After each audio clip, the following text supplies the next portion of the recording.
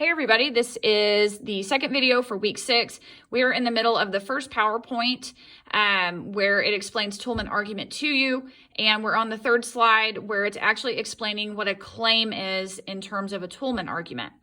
So it says here, much like a classical argument, a Toulmin argument is centered upon a claim. This claim is the position that you take on the topic of your argument. Claims, unlike statements of fact, are assertions, meaning that they require support. Claims fall into 3 categories. Number 1 is claims of fact. Answer the question, what is or is not true. Number 2, claims of value. What is a subject's worth? And then 3, claims of policy. What should be done? Keep in mind that a claim is inherently debatable. That is, it is a source of disagreement. However, good claims are also defendable. They are not outlandish or offensive. When devising your claim, ask yourself, what am I trying to get my audience to accept, believe, or do? And I think that is a really great question right here at the end. That's ultimately what you're thinking about when you establish a claim. So that kind of reviewed claim for you. So the next part of the Toulmin argument, so it starts with step 1, claims, and that's going back to slide 2. So claim is first. Now we're going to go, so the third slide covered the claim. So then the next step is qualifiers. So most of you probably need to learn what it is unless you've learned it somewhere else. A qualifier is any limitation you place upon your argument so that it's more accurate and realistic.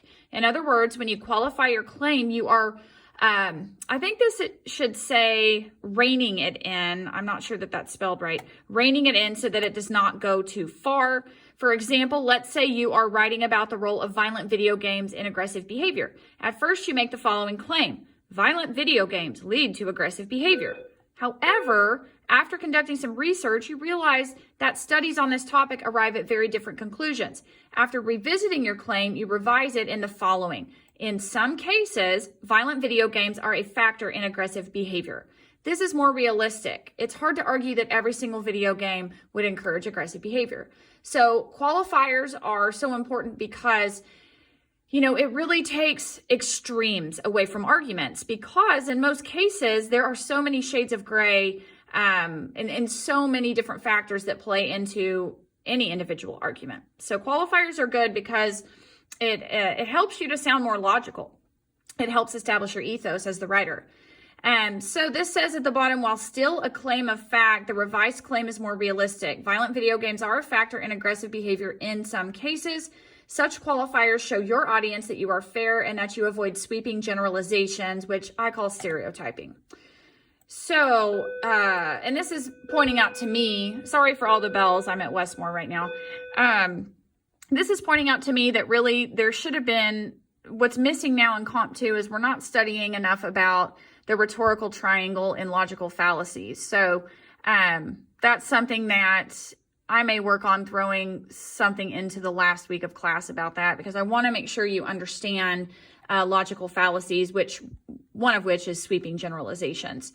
Okay, then 5. So this would be the third thing you do this is slide 5. The third thing you do, though, in a Toulmin argument is you give reasons/evidence. You guys are familiar with this, but it gives you an example here. Reasons and evidence make up the support for your claim. To borrow the language of the classical argument, your reasons would be comparable to your sub-claims. So in a classical argument, you should have had a main claim that you expressed as your thesis statement in paragraph 1. But within your body paragraphs in section 3, you were asked to provide evidence. And generally, when you make an argument, you have various reasons to support that argument. So the way to think of those reasons is sub-claims, as in they fall under your main claim. So then you have to have evidence to support those reasons, and this is where your research comes into play. So they give you an example here. An example claim is colleges should not require textbooks for general education courses. Great claim.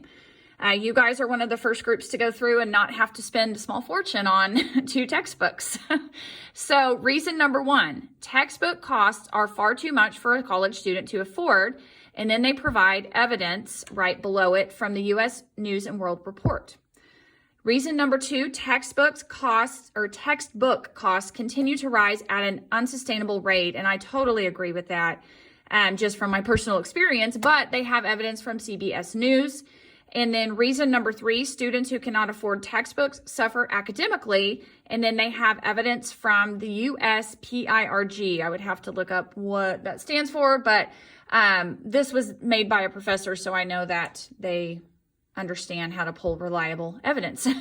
So that's an example of the reasons and evidence section. So really, here's what I want you to take from this. Pull this from your existing classical argument, section 3. So going back to review in a classical argument, section 1 was your introduction where you had a thesis.